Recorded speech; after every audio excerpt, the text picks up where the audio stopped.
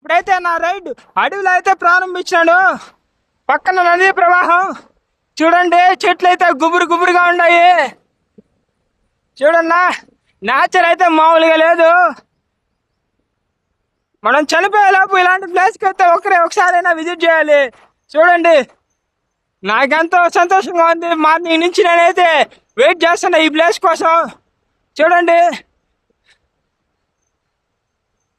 ఇక్కడ Baahubali movie shooting అయితే ఇక్కడే చేసింది.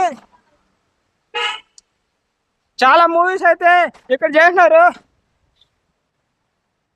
చూడండి ఎలా ఉందో నేచర్. ఇది కదా కావాల్సింది మన లైఫ్కి. నేనైతే ఫుల్ ఎంజాయ్ చేస్తా. మీరు కూడా చూడండి ఈ ప్రకృతిని.